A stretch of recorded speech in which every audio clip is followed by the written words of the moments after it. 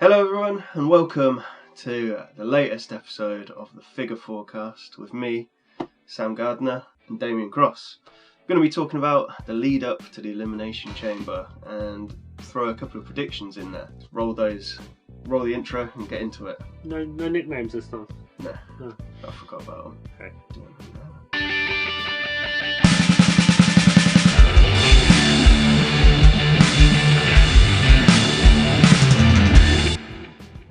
So, we're coming into the Elimination Chamber. It feels like we're just out of the Royal Rumble, but simultaneously it feels like it's ages ago as well. Yeah. We've had 1 week of regular TV since the Royal Rumble. It's been two.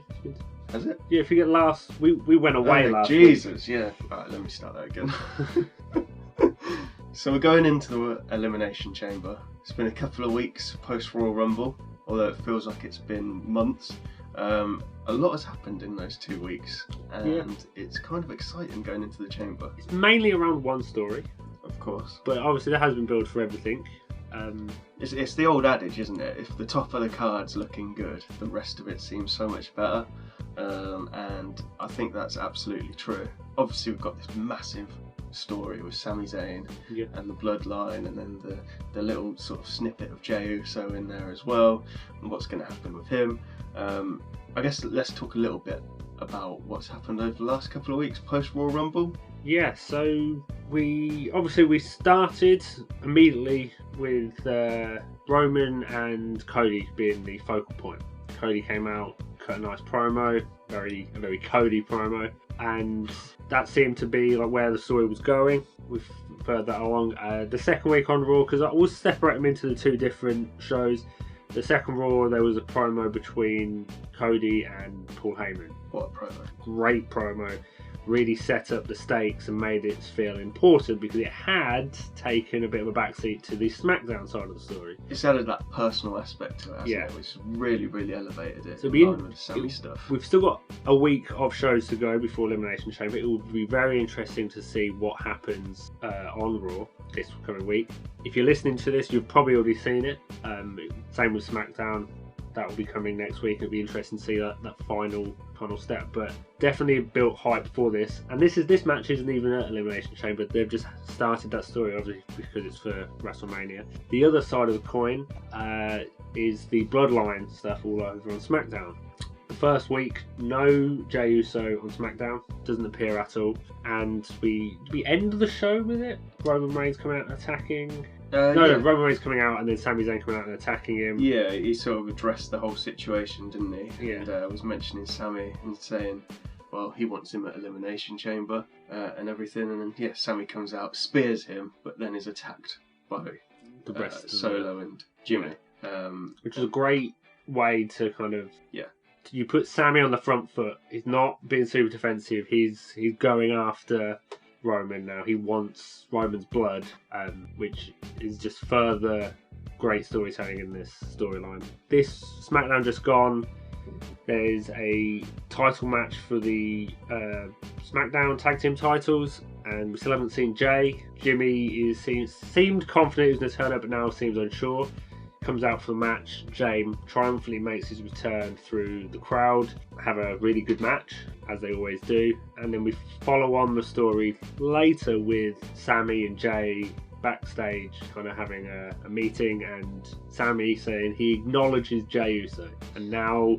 And the fist bump as well. Yeah, fist bump, and Roman is instructed that the Usos stay at home for... Elimination Chamber. There was that scene, wasn't there, where so they can watch it on TV. Was it the Usos talking to each other, and then Jey goes away, and then you see Paul Heyman hiding behind a pillar right at the end of it. He's feeding it back to Roman. Someone did point out on Twitter the Usos need to stay home to watch and learn what they can see on TV, which is obviously meant to be pointing out that Roman's seeing what's going on between Sami and Jey. But it is a necessity because of the Usos' DUIs. They can't go to Canada. Well, yeah, that's very true. Yeah, I read that earlier in the week. I didn't sort of piece it together though. Which I do love it's good that the hoops WWE sometimes have to jump through to make it make sense, but it is it works so well in this. It does. It does. Even if they could go, I would say that them not going is better storytelling. Yeah. So, and the whole, who was it? I think it was Sami Zayn, didn't he? He said, "Oh yeah, you can see that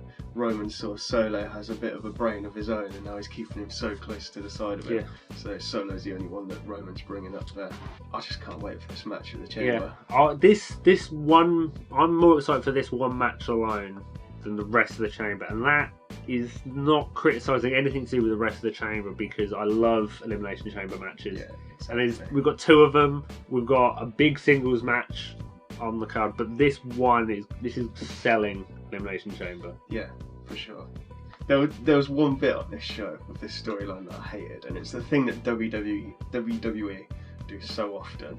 And it was before any of what we've just said. It was Paul Heyman and Jimmy in the locker room, and Paul went to Jimmy, "Oh, so have you heard from your brother Jay?" And you're like, "Come on, you're making it like you're just over exaggerating that type of thing." Who in real life goes?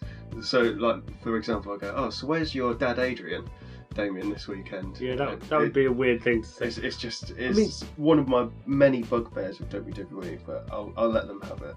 I have mentioned name and relation to people before, but mainly when I know multiple people with that name. I know. So I know. But when you're actually speaking to his brother directly, that's just Hollywood. That's not even WWE, is it? That's just annoying, though, isn't it? But anyway, the story is fantastic. Can't wait for the match. Let's get into some of these other matches leading into the Elimination Chamber. We've obviously had these Eliminator matches for people entering the Elimination Chamber itself. We've got 2 matches. We've got one for the US title, and then we've got one that is a number 1 contenders match for the Raw Women's title. Yeah. Let's start with the US title. So the people we've got in there, obviously the champion Austin Theory, Seth Rollins, Johnny Gargano, Bronson Reed, Damian Priest, and Montez Ford. Stacked Chamber. Yeah. I don't know a lot about Bronson Reed, but I hear good things about him online. So depending on what WWE choose to do with him. He's a really good wrestler. The character and how he was brought back to WWE sucks ass. I think the only other character in that match that's even worse than him is Johnny Gargano at this moment. Yeah. But in terms of ability, going to be a great match. And I cannot wait to see Montez Ford hit a frog splash off the top of the chamber. Yeah, it's going to happen, isn't it? Absolutely. Who's going to take it? Bronson, maybe? Is that the softest landing? Yeah, that's what I was thinking. That's probably the worst thing. I don't think that helps at all, to be honest, because it's going to be all in the knees, isn't it? Yeah. Yeah. Who do you think starts this match? No idea. You can literally draw names off a hat from this.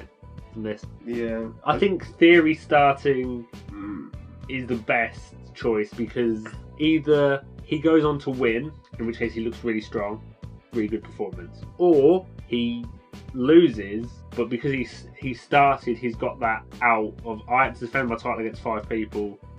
There's that story progression, which Austin Theory's story progression this last year has been phenomenal. Yeah. I think him starting is the best for him and his character. He either gets a really good performance or he gets a storyline out for why he loses. Yeah. For whatever he's doing at Mania. I agree with that. I think it's a tricky one to predict on this one, because in my head, initially just looking at it, I thought probably the most likely outcome would be Theory retaining. But then you think, well, Seth Rollins could easily win it, and if he's got a match against Logan Paul at WrestleMania, they could add that to put the stakes up a bit. Does he need the stakes? I don't know. Yeah. Johnny Gargano, I can't see him winning at this stage because his character's been so bad. But then if he wins the title, can they elevate him slightly? Yeah. Bronson Reed, I can't see winning. I think he's in there just as the muscle and the big guy that everyone teams up on. Damian Priest, you could potentially see winning. Add to the Judgment Day. Could argue he doesn't necessarily need it because the Judgment Day is so over at the minute. But again, that could elevate their stable even higher. And then Montez Ford, he's obviously in a very successful tag team. But there has been inklings for a while that they're looking to put them both as single competitors. So Yeah. I don't necessarily think he needs that to go on a singles run. I think just having a good outing in this match is enough to say, well, look, he's here as a singles competitor now, and this is what he can do. So there's so many outcomes that you can have in this match. Yeah, it completely depends on what the plan for each of the 6 is at Mania, where you put the title. There's been talks of Austin Theory versus Cena. Yeah. Which for the United States title will be a fun little callback. Seth Rollins versus Logan Paul for the United States title could be a way of getting that title to Logan Paul if you wanted him to be a champion.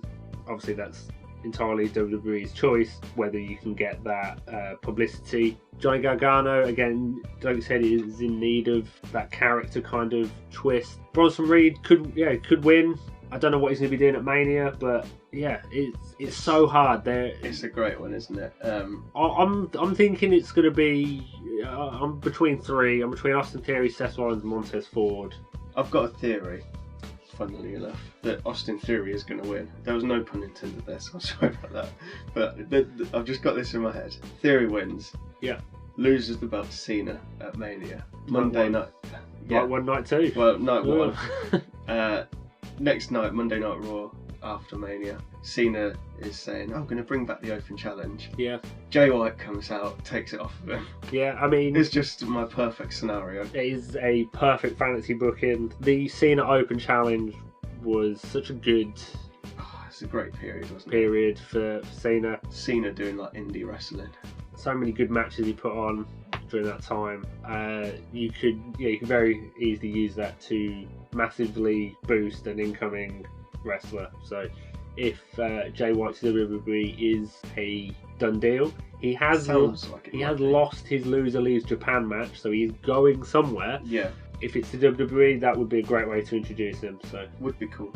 Yeah. Let's switch over to the other chamber match on the Raw side of things. So we've got Asuka, Liv Morgan, Nikki Cross, Raquel Rodriguez, Natalya at the minute as it stands, and Carmella, all fighting for the number 1 contendership. Yeah.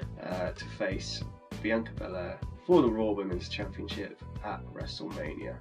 Again, I think there's one standout there, and that's Asuka. Yeah. Just with her new character, she just seems head and shoulders above the rest. I don't know if that's the same for you.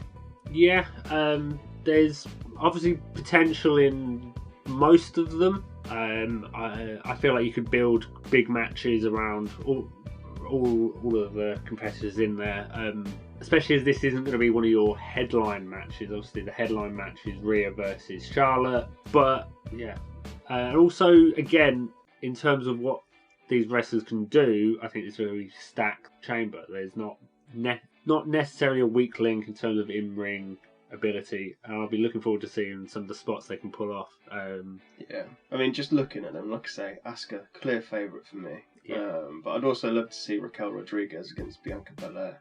Yeah. If Natalya wins, that's it for me.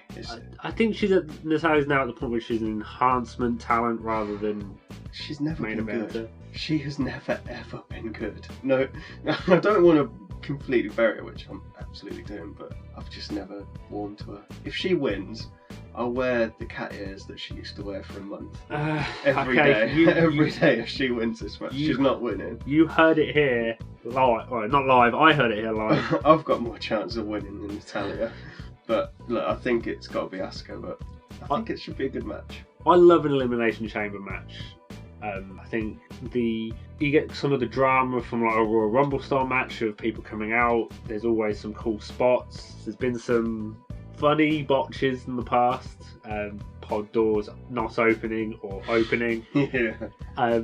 Outside of the big 5, we'll say, because I'll count Money in the Bank as one of the big 5 pay-per-views. I think Elimination Chamber is my then favourite. It's a cool one. It's always a cool one, isn't it? Like, I've seen a lot of people talk about like getting rid of the stipulation pay-per-views, like, oh, let's not have Hell in a Cell as a pay-per-view. And I would agree with that almost across the board, apart from Royal Rumble, obviously. I think Money in the Bank should stay its own dedicated pay-per-view in the middle of the year, and I think Elimination Chamber should stay as the last before match, because if if you think about it, like to go to WrestleMania for the women's title, these 6 women have got to put themselves through the Elimination Chamber. That is a layer on determination. Like, yeah, it adds stake. Like you can get the easy way. Like outlasting 30 women in a Royal Rumble isn't easy, but you can get that route. You could enter 30, eliminate one person and win, or you've got to go through the 12 miles of steel or whatever the elimination. 12 miles of steel. I can't remember what. Do you remember the? Yeah, I know exactly what you're referring to. But... It's like 12 miles of chain, 8 tons of steel. I'd love it if we watched this week and they went, Adam Pearce comes out, you ladies have got to go through this 12 miles of steel to face Bianca. It'd be brilliant. Yeah, that is a great tagline. Like, is it? It's a tagline, I'm not sure if it's great. Let's move on and talk about the fucking Judgment Day. We all love the Judgment Day, or at least I do. But one thing I don't love is Beth Phoenix's face. I love the Judgment Day, but I dislike this Edge Judgment Day sort of like. How many times are we going to have to keep going over this? Because the Judgment Day just keep winning. Oh no, I was about to say, well, hopefully this will be the last one, but I fear it's going to lead into Mania. I mean, Edge could go on to Mania. Yeah, I mean, the Judgment Day are fantastic, but yeah, this has just been done so much, and as I was just saying, Beth Phoenix's faces that she keeps pulling are just stupid. Someone needs to speak to her and say, you look like a complete tit, stop it. Yeah, it's a weird look they've given her when they've paired her up with Edge, because obviously she was the Glamazon, which wasn't an amazing character when she was in WWE proper, but they've tried to like match her aesthetic with Edge, but I think they've completely missed what Edge's aesthetic is. And the Grit couple, oh god, it makes me vomit in my mouth just thinking about it. Judgment Day have to win. They just have to, simply. Sure. You can't have Rhea Ripley lose this close to WrestleMania. I think you have them win fairly convincingly. Rhea Ripley going over a legend in Beth Phoenix. And I'd have Finn and Edge take each other out and Rhea pick up a win over Beth. Because that way, if you want to... Makes her look good going into If you want to go into Mania with Edge versus Finn, which I think is a singles match you could do, would be pretty good. Dominic off doing something with Ray. Yeah. That could work really well, but... You just can't have this dynamic. No. I think like having Edge take a pinfall would be a mistake. I think having Finn and Rhea lose would be bad for Rhea, so I think Rhea's got to pin Beth. Yeah.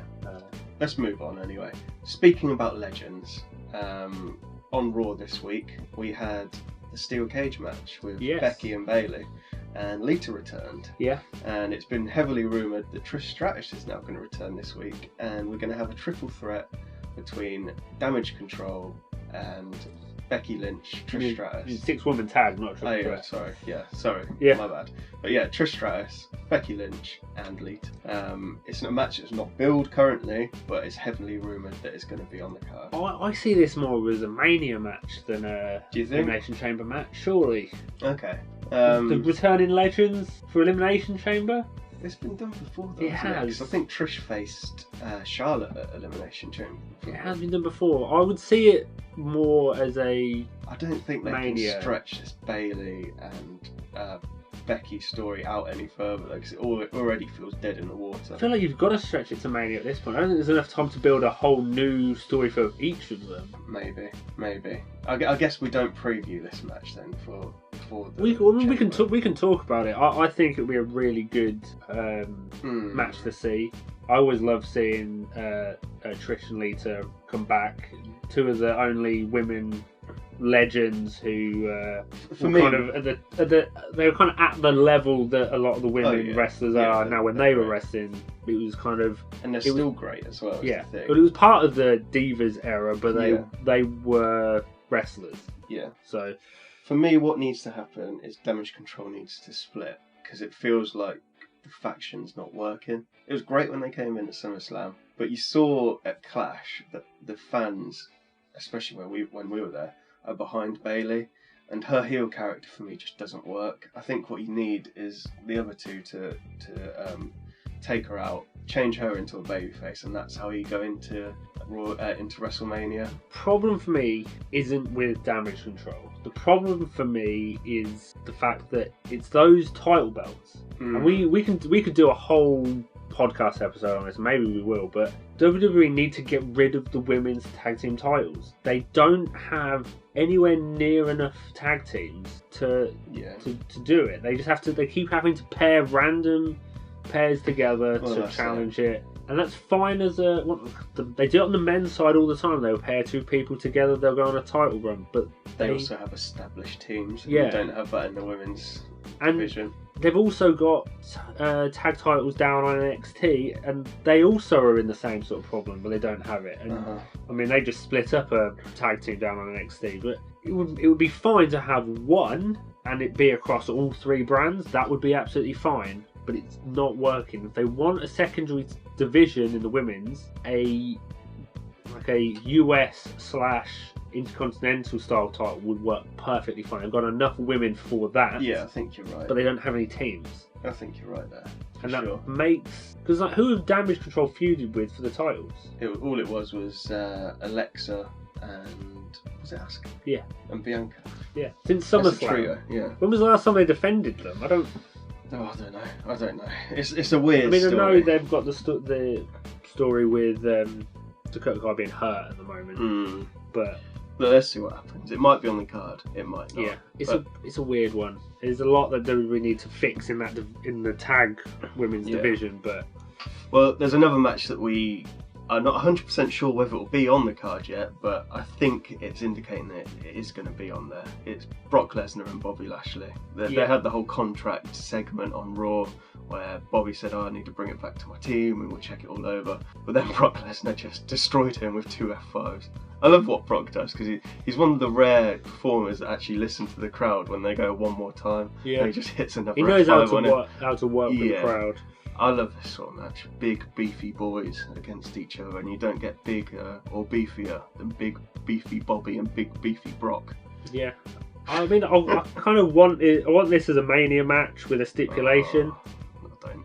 I don't. You got 2 nights. You got enough time to. But it's just dragging it out that long. How do you drag it out? That's the long? thing. Like, I wanted it as a Mania match with a stipulation, and it's easy to drag it out to Mania with Brock Lesnar. You just don't have him turn up for a couple of weeks. Yeah, it is. But if this was the first time we're seeing that match, 100%. Yeah. We've seen it twice before. Who's up on this? What do you mean? So, who won the previous encounters? Well, Bobby won the first time. Just about. There was interference and he ended up beating Lesnar for the title. Yeah. On the second one, Brock won and then Bobby Lashley knocked him out pretty much afterwards and attacked him after the bell. So essentially it's 1-1. Right. Both with dodgy circumstances. So this is the rubber match? Yeah. Yeah, I mean, it's gonna be car crash TV in the best way possible, and they're just gonna smash into each other, hit some big moves. Someone's gonna go to an announce table or a barricade or the ring.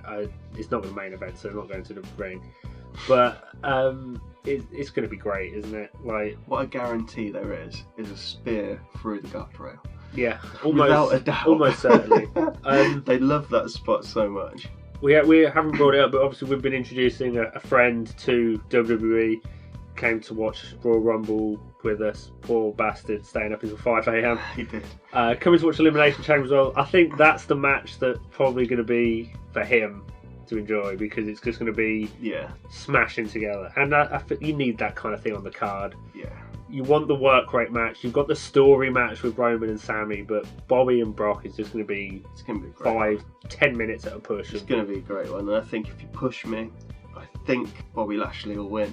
And they've been teasing the Hurt Business thing with maybe Omos included as well. Yeah. I think he wins with assistance from them. Yeah. So we move. If it's not going on to Mania, what do you do with each of them at Mania? Well, I've already said Lesnar against Gunther would be fantastic for me. If Gunther beat Lesnar, which I would do, and have him go through to SummerSlam to then face someone else, that's my line for him. Bobby Lashley, something to do with the Hurt Business, I guess. I'm interested to see what they do with that. I'm not sure what you do with him though. It's a difficult one because What if you have Bobby in the Hurt Business versus Brock, and he just like he gets a team? He just goes and like grabs some. I mean, it'd be cool. I can't see it happening, but it'd be cool. He just grabs some people backstage who've got nothing going on, and it's been like, you're on my team now. They're like, okay, Brock, okay. Yeah, I mean, I've got bad visions of Bobby being in the Andre the Giant Battle Royal thing. I've generally got bad visions of it because I can't see anything else for it. They still do that. They didn't last year, but it was still a weird crowd situation, wasn't it? I think so. They didn't do a pre-show. Hopefully it will be a Triple H Mania, so it'll all be good. Exactly. But... So we're on to the main event, the match that we're all excited for. Roman Reigns against Sami Zayn. Will Roman reign supreme? Might be my last time to get to make that joke. Do you know what? I think he does win, and it's going to be heartbreaking, because I've never... Well, for a very, very long time, probably since Daniel Bryan, I haven't been behind a babyface as much as I have been behind Sami Zayn and been invested in his character as much. But unfortunately, I think Roman Reigns does win and obviously goes on to WrestleMania to face Cody. Sami Zayn could go into stories with Jey Uso, and in my head I see Sami and Jey against Jimmy and Solo at Mania, but it's going to be fantastic whatever happens.